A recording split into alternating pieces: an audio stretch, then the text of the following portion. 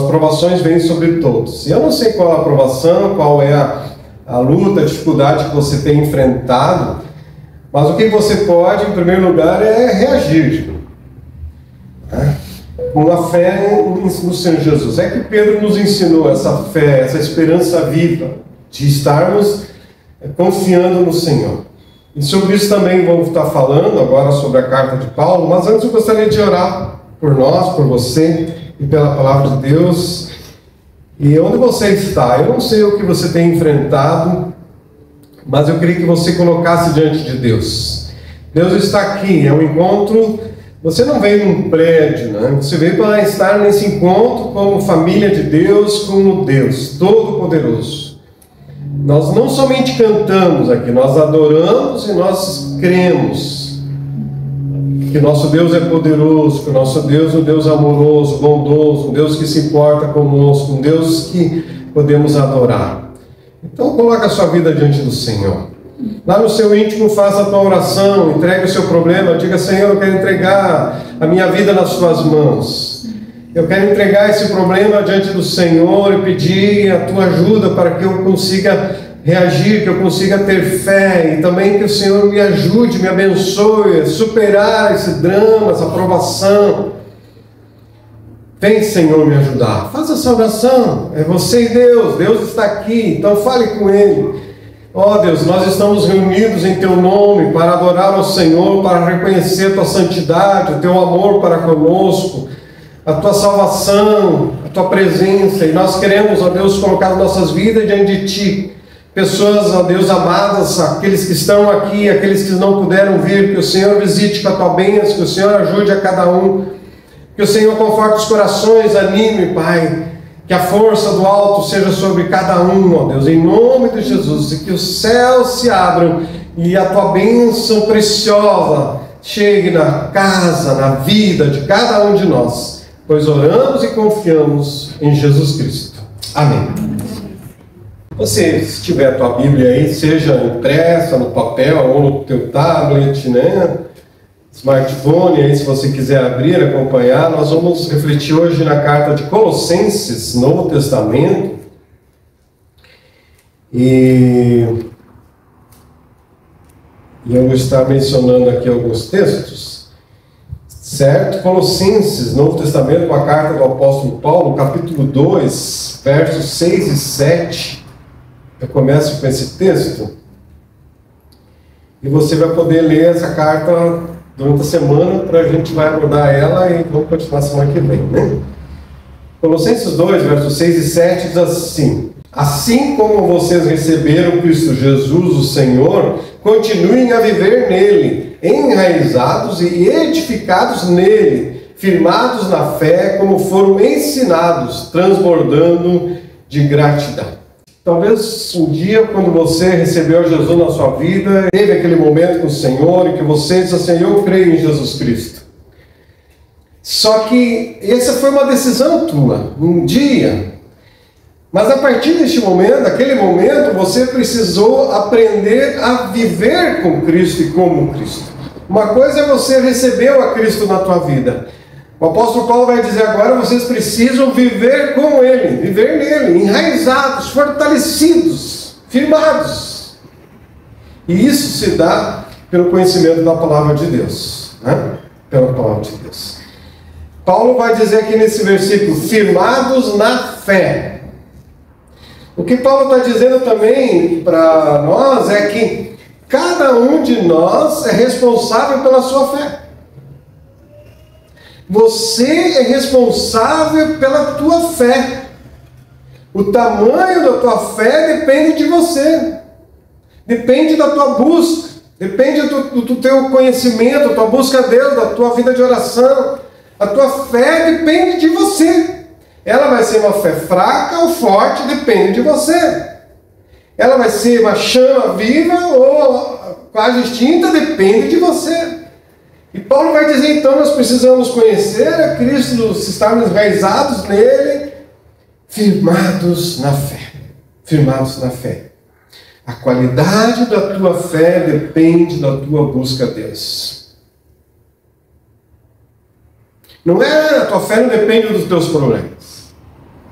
A tua fé vai te ajudar a enfrentar os problemas. Né? A tua fé depende da tua comunhão com Deus, da tua busca a Deus. E veja, quando Paulo escreve essa carta, nós precisamos lembrar que ele estava preso. Lá no final da carta ele vai dizer: eu, Paulo, escrevo essa saudação de próprio punho, e diz: lembrem-se das minhas algemas. A graça seja com vocês. Nós temos a liberdade, estamos aqui. Paulo está dizendo, está preso. E ele, em vez de estar murmurando pela sua situação, a carta, você vai ver isso, ele está intercedendo pelos que estão livres. Né? Ele estava preso, mas ele está preocupado com os outros. E ele então, Timóteo escreve a carta e Paulo assina ela. E ele mesmo nessa situação, preocupados com os outros cristãos, desejava que eles crescessem, como diz, no conhecimento de Deus, que eles fossem fortalecidos na fé, que eles praticassem o amor uns aos outros e às outras pessoas. Então, nas cartas de Paulo, e também aqui em Colossenses, ele tem esse propósito. Interessante que a igreja, quando diz assim a carta, a igreja de Colossenses, né, que é, ou seja, a igreja que se reunia na cidade de Colossos, os irmãos que moravam nessa cidade de Colossos. Colossos outrora tinha sido uma cidade importante, uma cidade grande, importante, mas as outras cidades ao redor foram crescendo e a cidade foi diminuindo em importância, em número de pessoas. E Paulo, segundo se entende, que Paulo não foi das poucas igrejas que não foi ele que começou, e uma igreja que ele escreve que não foi uma igreja que ele fundou. E talvez nem conhecia. Mas ele ouviu falar dessa igreja, ele ouviu falar do amor desses irmãos, e uma igreja pequena numa cidade pequena, ele vai dizer. E mesmo assim, ele está preocupado com essa igreja pequena lá naquela cidade pequena. Porque não é o tamanho da igreja, o número de pessoas, mas é o que determina a vida da igreja, mas o amor, a vida das pessoas, dos membros, o temor de Deus no coração. Paulo, mesmo não conhecendo aqueles irmãos, ele já tinha uma preocupação com eles. Né? E a preocupação é porque aquela igreja estava sofrendo com ataques de heresias gnósticas. Nós já vimos isso quando estudamos a carta de 1 João, né? Quando eles ensinavam que Jesus não era o Deus encarnado e que a salvação não precisava de Jesus, basta a pessoa ter conhecimento, conhecimento era suficiente. E Paulo, assim como João, vai escrever: não, Jesus é o Deus que se tornou ser humano, morreu por nós, ele se tornou carne que nem vocês. E ele fez isso para salvar vocês, morrer na cruz, derramar o sangue para salvar vocês. Então eles têm que estar insistindo, porque as heresias estavam presentes ao redor. E eles têm que estar lembrando, estar insistindo. Hoje eu vou estar enfatizando, a partir aqui da carta de Paulo aos Colossenses, algumas práticas cristãs que nós precisamos ter para nós estarmos firmes na fé. Para que você seja uma pessoa mais avivada, uma pessoa mais, com uma fé mais firme. Práticas cristãs que são importantes para você, mas são importantes para a igreja também, para a comunidade. Então eu vou abordar 4 práticas hoje e voltaremos semana que vem para terminar. Tá?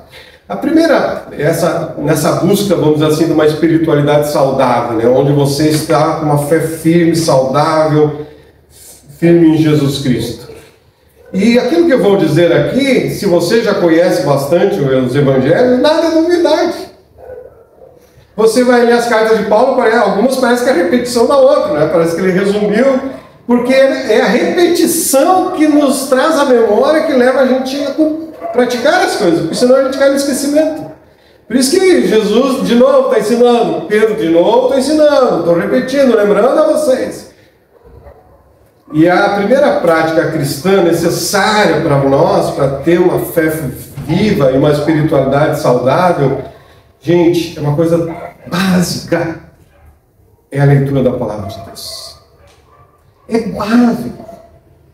Isso é básico para a nossa vida com Jesus. E em Colossenses capítulo 3, verso 16, a parte A do versículo diz assim: habite ricamente em vocês a palavra de Cristo. A palavra de Cristo habite ricamente, abundantemente na vida de vocês. A palavra de Cristo tem que estar presente na vida de vocês. Porque você é um ser criado e você precisa conhecer a Deus e entender, receber dele a direção para a tua vida, para saber quem você é e o que você tem que fazer na vida. E se você não tiver a direção de Deus, você vai seguir outras coisas desse mundo. Se não conhecemos a palavra de Deus, como diz lá no Salmo número 1, nós acabaremos seguindo o conselho de outras pessoas, e pessoas que não querem saber de Deus. O Salmo 1 diz assim, verso 1 e 2: como é feliz aquele que não segue o conselho dos ímpios, não imita a conduta dos pecadores, nem se assenta na roda dos zombadores. Ao contrário, a sua satisfação está na lei do Senhor, e nessa lei medita de dia e de noite. É como uma árvore plantada à beira de águas correntes, dá fruto no tempo certo e as suas folhas não murcham, tudo que ele faz prospera. Gente, a prática da tua vida cristã, a primeira delas é meditar a palavra de Deus. Ler a palavra de Deus. E se tu não seguir o que Deus ensina na sua palavra, tu vai seguir o conselho de amigos, de pessoas que não querem saber de Deus. E à medida que tu vai seguir esses conselhos das pessoas que não querem saber de Deus, seja o conselho vindo de uma leitura de um livro, uma rede social, roda de conversa de pessoas que não querem saber de Deus, se você seguir a eles, você vai estar se afastando do caminho de Deus. Então você precisa conhecer a palavra de Deus para seguir os conselhos de Deus. E a promessa é: você vai ser uma árvore frutífera de frutos espirituais. E você vai ter satisfação em viver a palavra de Deus, vai dizer. Você vai estar satisfeito. E quando nós estamos satisfeitos em Deus, isso nos basta, mesmo quando nos falta coisas. A pessoa que não segue o conselho de Deus e acaba seguindo o conselho do ímpio, vai perdendo a alegria de viver com Deus. E vai esfriando, vai perdendo a alegria de viver com Deus e vai perdendo a alegria de viver. Porque quem nos criou foi Deus, e Ele sabe exatamente o que tu precisa no teu coração para ser satisfeito, feliz, abençoado. E o Salmo 1 diz assim: nessa lei medita dia e noite. O salmista não está dizendo que nós temos que passar o dia inteiro lendo a Bíblia. Agora eu quero colocar um pouquinho de prática aqui. Não é para você pegar a Bíblia e ler o dia inteiro. Apesar de que eu conversei com uma jovem de 22 anos essa semana passada, e ela está ouvindo a Bíblia, que às vezes a pessoa não consegue sentar para ler. Ela está ouvindo, ela vai ouvir a Bíblia, durante 3 meses ela vai ouvir toda a Bíblia. É o alvo dela. Então todo o tempo que ela tem, ela está ouvindo a Bíblia. Entendeu? Baixou o aplicativo, vai caminhar ouvindo a Bíblia. Vai correr ouvindo a Bíblia. Está em casa, ela está ouvindo a Bíblia. Em 3 meses, o alvo dela é ouvir toda a palavra de Deus. Né? É uma possibilidade que você pode ter, né? Mas meditar na lei dia e noite, de novo, não é você sentar e ler, mas você ler uma parte e meditar, refletir sobre aquilo que você leu durante o resto do dia. Né? Então, de uma forma prática, reserve 15 minutos, 10 minutos, 5 minutos para você ler um texto, mas durante o dia você lembra dele, daquela promessa, daquela ordem de Deus, né? O que Deus te falou naquele texto. Né? É como alguém usa a expressão ruminar. Não sei se você já ouviu a expressão ruminar. Esse dia eu estava num lugar e aí tinha uma vaca pastando e ela pasta e pasta e pasta, para não sei como é que come tanto, né? Mas ela passa o dia inteiro, mas chega um período do dia que ela rumina, ou seja, é nojento, tá? Ela volta aquela comida e ela começa a ruminar, volta. É isso que o texto está dizendo: você se alimentou e agora volta ali a palavra para você. É isso aí mesmo. É nojento pensar, mas é o que Deus quer que a gente faça. Voltar à memória aquele texto. Isso é importante. Ao meditar, gente, a palavra de Deus, você vai conhecer a Deus, o caráter de Deus, a pessoa de Deus, o que Ele tem para a tua vida. Ao ler histórias de pessoas comuns na Bíblia, que nem você, jovens, adultos, pessoas comuns, trabalhadores, agricultores, pessoas que, comuns, que nem nós. Mas elas tinham temor a Deus, buscavam a Deus, e você vai ver o agir de Deus na vida delas. A esperança que elas tinham, a fé que elas tinham. Então, é importante para a tua vida cristã, em primeiro lugar, é refletir na palavra de Deus. Em segundo lugar, que é uma prática também conhecida, Colossenses 4:2, Paulo vai dizer, Colossenses 4:2, dediquem-se à oração, estejam alerta e sejam agradecidos. Para a nossa fé, para a nossa vida cristã, nós precisamos da oração. É como diz, e nós vamos cantar também o nosso respirar, né? A oração, buscar a vontade de Deus. Essa prática é importante na vida de oração. E orar não apenas antes da refeição. E aliás, se você orar na refeição, bem, que bom, né? Mas além da refeição, ter um diálogo com Deus, nessa conexão com Deus, para que você receba de Deus direção para a tua vida. Resposta às tuas inquietações, resposta ao que tu pede para Deus. Ah, Deus, o que tu quer que eu faça? Mas depois você não ouve. Você tem que estar nessa oração, falar e ouvir a Deus. Eu coloquei aqui algumas dificuldades que a gente tem nas práticas, tá? Para refletir a palavra de Deus, para comunhão com a palavra de Deus, uma dificuldade que nós temos é a continuidade na leitura. Quantos de vocês já começaram e depois pararam? Começaram e pararam, começaram e pararam. Então o desafio é eu assumir um compromisso, né? E o bom talvez é você compromisso com alguém, clube de leitura. A gente está lendo o livro de Gênesis, então a gente está lendo. Porque nós temos um compromisso, e isso nos ajuda a ler a Bíblia. Ou com alguém, ou você pegar um plano de leitura, eu vou ler. Né? Agora, para a oração, qual é que é a dificuldade que a gente tem? A concentração. Não sei se acontece com você. Você está orando, daqui a pouco já está pensando lá no céu, não é? Ou, pior ainda, se você está orando e com o celular, com as notificações, né? Será que tem alguém? Já não ora mais, né? Então, a dificuldade na oração é a concentração. Não sei se acontece só comigo ou contigo também. E aí, eu tenho que voltar aqui, né? Tem que voltar aqui. Mas nesse diálogo com Deus, Deus sabe de tudo, né? Ele diz, não, tudo bem, meu filho. Alguém diz assim, ó, mas quando eu vou orar, eu durmo. Eu durmo. Às vezes eu vou orar e durmo. E aí alguém diz assim, mas que bom, você está dormindo nos braços de Deus ali, né? Na presença de Deus. Que bom, Deus te entende também. Mas que bom você está tendo aquele momento ali, de orar, de buscar a Deus, né? Então, a dificuldade é essa concentração, lidar com as distrações. Mas a gente precisa ir praticando e vai desenvolvendo isso. O Salmo 141:2 diz assim, suba a minha oração perante a tua face como incenso, e as minhas mãos levantadas sejam como o sacrifício da tarde. Ou seja, ele está dizendo, de manhã eu faço a minha oração ao Senhor, de tarde eu louvo porque Ele me atendeu, porque Ele me respondeu. Aleluia, né? Aleluia. Leitura da palavra e oração são duas práticas essenciais para a tua fé. Né?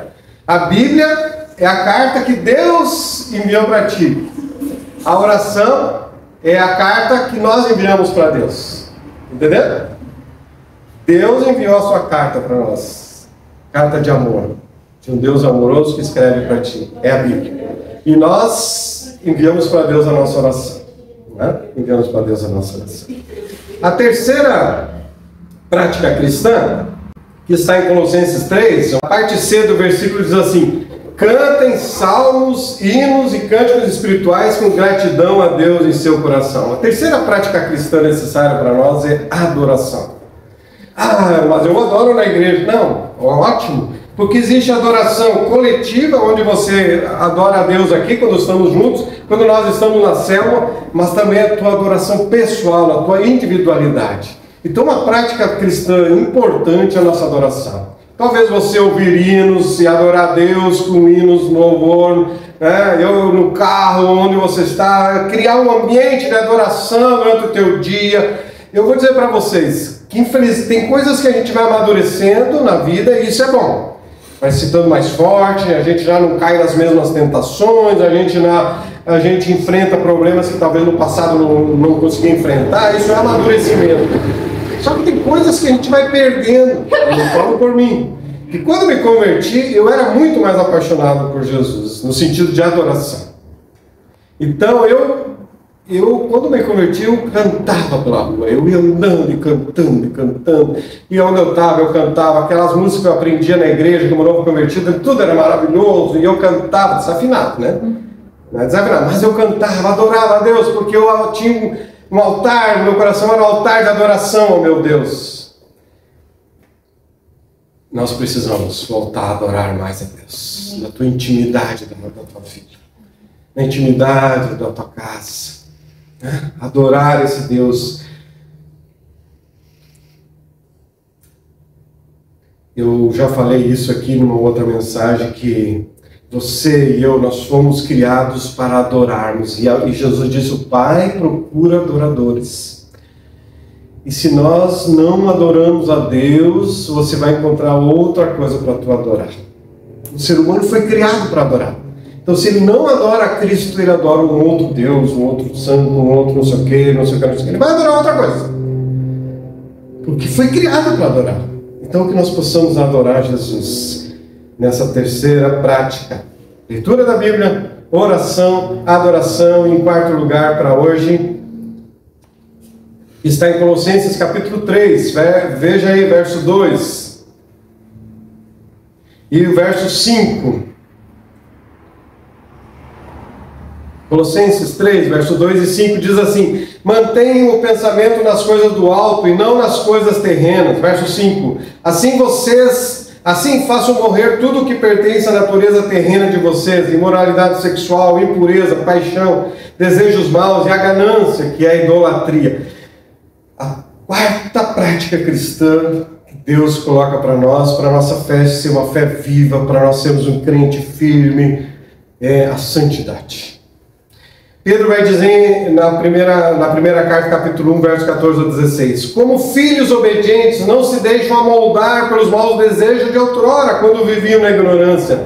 Mas assim como é santo aquele que os chamou, sejam santos vocês também em tudo que fizerem. Pois está escrito: sejam santos, porque eu sou santo, diz o Senhor.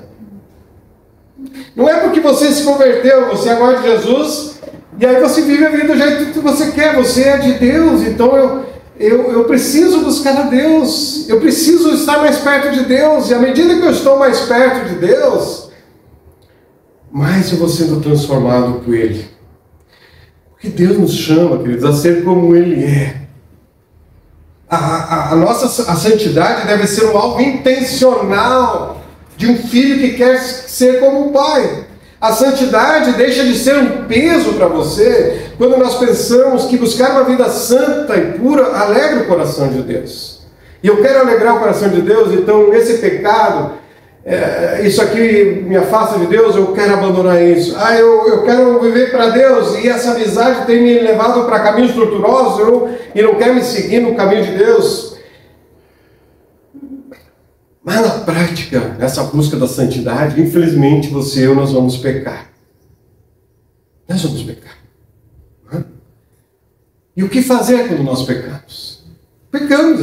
Não adianta a gente mentir, já vamos estar pecando mentindo, porque não pecamos, né? E é o que João diz na sua primeira carta. O que fazer quando pecamos? Confessar a Deus e receber perdão, purificação. Coisa maravilhosa. É quando você se suja e você não consegue tirar essa sujeira porque você não tem um produto adequado para tirar a sujeira. Mas você vai lá e diz: Deus, olha, eu estou sujo, me sujei de novo, Deus. O Senhor já me limpou e eu me sujei de novo. Vem cá, vou só limpar você de novo. E Deus vem e te purifica, te limpa, porque você reconheceu que aquele pecado trouxe prejuízo para você. Qual a dificuldade que nós temos na prática, na busca da santidade? As tentações estão sempre ao nosso redor, não é? Mas nós temos que lembrar que a tentação não é pecado. A tentação te leva ao pecado. Você ser tentado não é pecado. Jesus foi tentado em tudo, diz a palavra de Deus, mas em nada pecou. Em nada pecou. A tentação não é o pecado. O problema é você ceder à tentação. Há um pensamento que eu não sei se foi Lutero, que diz o seguinte, que você não tem como impedir que os passarinhos voem sobre a tua cabeça, eles estão voando.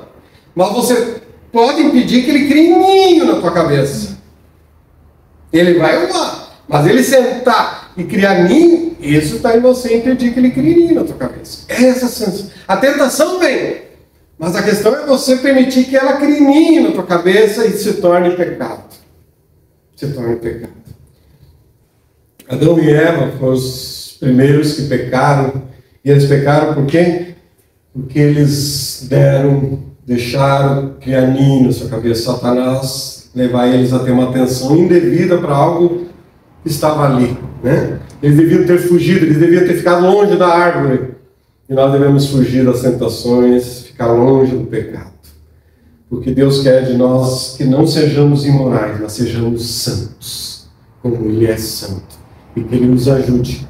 Ele nos separou para Ele, então Ele está te conservando, e Ele está vendo o seu espírito, e te diz, tu errou ali, mas vem aqui, vou te ajudar a consertar. Se arrepende, porque se você não se arrepender, você vai ser o prejudicado. Venha, eu vou te ajudar a restaurar o caminho. Vem para cá, vamos filho, venha. Deus não passa a mão na tua cabeça, não foi nada. Você, não, vem cá, mas eu vou te ajudar a restaurar, a te levantar de novo. Você errou mesmo, e eu não gosto, mas eu te perdoo, vamos cá, vou te ajudar a vencer, em nome de Jesus. 4 práticas a gente viu hoje, vai ficar outros para a semana que vem, pelo menos 3 para a semana que vem, tá? E assim nós vamos encerrar a reflexão de hoje.